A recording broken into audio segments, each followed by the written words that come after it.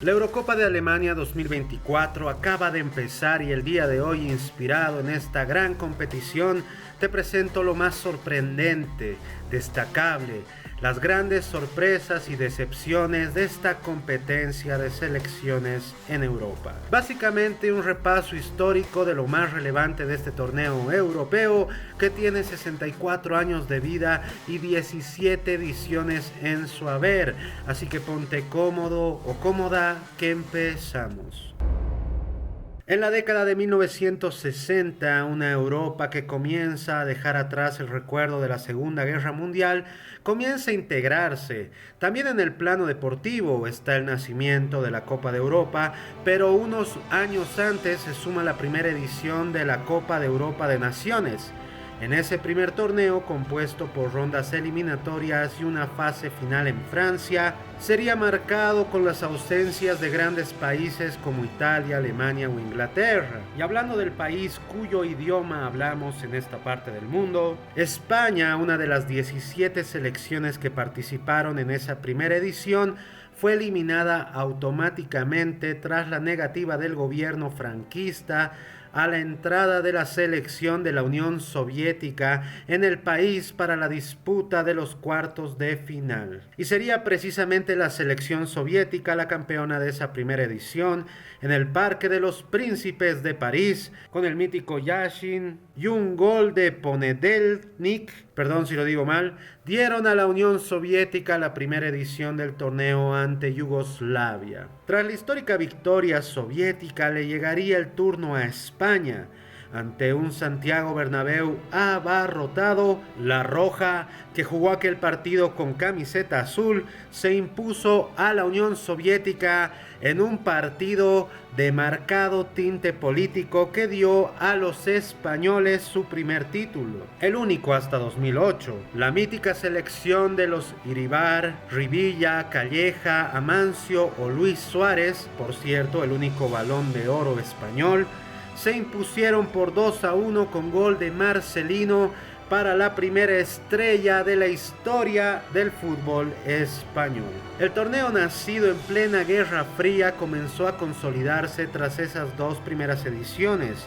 A la España de 1954 la sucedió 4 años más tarde Italia, que levantó su primer título europeo ante su público en Roma frente a Yugoslavia. Aquella edición fue la única con 2 finales, al terminar la primera en empate a 1 y no existir por aquel entonces las tandas de penales. Se jugó un partido de desempate 2 días después, en el que la Azzurra terminó por coronarse en lo más alto del fútbol continental. En 1972 le llegaría el turno a Alemania Occidental.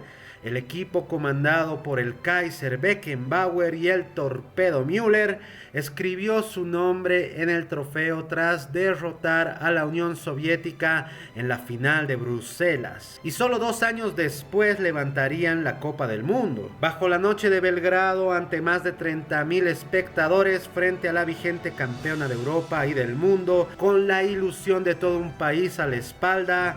Antonín Panenka lanzó su penalti para entrar de lleno en la historia del fútbol con una forma de rematar nunca antes vista, suave, lenta y al centro del arco. Así fue como Checoslovaquia rompió todos los pronósticos para levantar la Eurocopa de 1976 frente a Alemania. El penal de Panenka, cuya ejecución quedaría con ese apellido para toda la eternidad, sumó a Checoslovaquia su primer y único título hasta la fecha. Un momento para la historia de la competición y del propio fútbol, del cual el propio Antonín se siente orgulloso.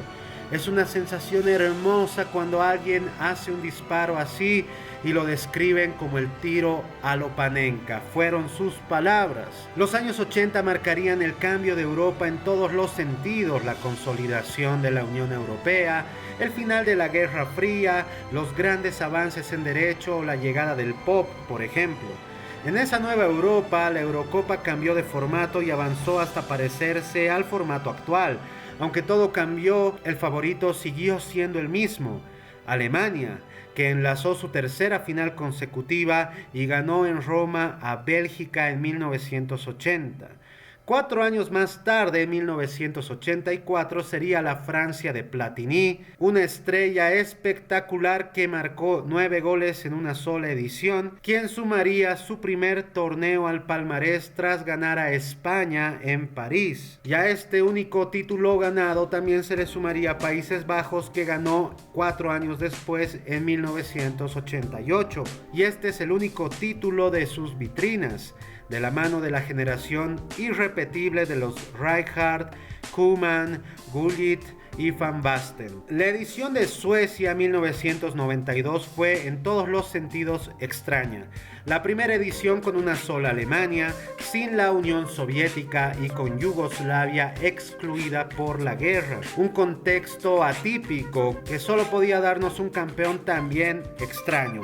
Y es que hablamos de nada más ni nada menos que Dinamarca, que no había logrado clasificarse para el torneo y fue incluida a última hora para reemplazar a los balcánicos, y rompió todos los pronósticos y se hizo del título frente a Alemania. Sin embargo, la recién unida Alemania reunificada no tardaría en brindar un nuevo título a su país. En la edición de 1996, los germanos echaron por tierra la ilusión británica en semifinales para alzarse con el título en Wembley ante la sorprendente Checoslovaquia de Pavel Nedved, con un gol de oro heroico de Birov. La entrada al siglo XXI trajo la segunda Eurocopa francesa. El equipo de Zinedine Zidane, Trezeguet, Vieira, Deschamps y Thierry Henry, que venía de ser campeón del mundo 2 años antes, prolongó su reinado tras vencer a Italia en la final de Rotterdam. 4 años después llegaría la que es quizá la mayor gesta de la historia del fútbol europeo: Grecia, que hasta ese momento solo había disputado una edición del torneo, alzó la Eurocopa con el histórico gol de cabeza de Charisteas ante Portugal en Lisboa.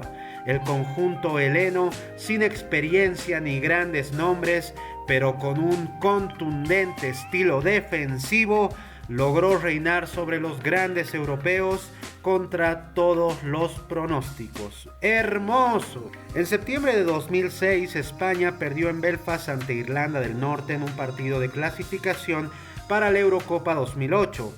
Con el equipo inmerso en dudas y el seleccionador muy cuestionado, pocos podían imaginar que España se coronaría 2 años después en Viena ante Alemania, en un preludio de la época dorada de uno de los equipos más dominantes en la historia, con un estilo de juego de posesión de balón que sorprendió a todos y un equipo irrepetible lleno de talentos. La selección de Luis Aragonés se impuso en 2008 y abrió un ciclo ganador que culminaría con la consecución del Mundial 2010 y la Eurocopa 2012. En la victoria en la final ante Italia en Kiev por 4-0, la Roja tocó el techo con una exhibición para el recuerdo. Casillas, Puyol, Ramos, Piqué, Xabi Alonso, Xavi Hernández, Iniesta, David Villa, el Niño Torres, una generación para la historia. Con el recuerdo de la derrota de 2004, la selección portuguesa persiguió el título hasta encontrarlo en 2016. La generación del bicho, del comandante Cristiano Ronaldo, también de Pepe, Moutinho o Nani, que encontró su premio y alzó la Eurocopa ante Francia en París. Un camino sufridísimo, 4 empates y 3 prórrogas en 7 partidos. Sería el sorprendente gol del suplente Eder desde fuera del área el que le dio el primer título a los lusos. La última edición, la de 2020, que se terminó jugando en 2021 por la pandemia, se celebró en 11 estadios por todo el continente europeo. La edición multisede coronó a Italia por segunda vez en la historia, tras vencer en penales a la selección inglesa en Wembley. Y bueno, el palmarés completo de esta competencia de la Eurocopa queda de la siguiente manera hasta la consecución de esta. Como máximos campeones están España y Alemania, cada uno con 3 estrellas. Italia y Francia tienen cada uno a 2. y suman una estrella la Unión Soviética, República Checa, Portugal, Países Bajos, Dinamarca y Grecia. Bueno, esto ha sido todo. Si te ha gustado este video, suscríbete, sígueme, comenta, comparte. Si quieres ayudarme, está mi PayPal abajo. Te dejo todas mis redes. Y nada, espero que todo salga como quieres en tu vida. Te deseo mucha fuerza. Chao. Los amigos son amigos para siempre y por siempre, en las buenas y en las malas. Siempre estaré a tu lado, nunca te abandonaré, porque así los amigos son, porque así los amigos son, porque así los amigos son, porque así los amigos son.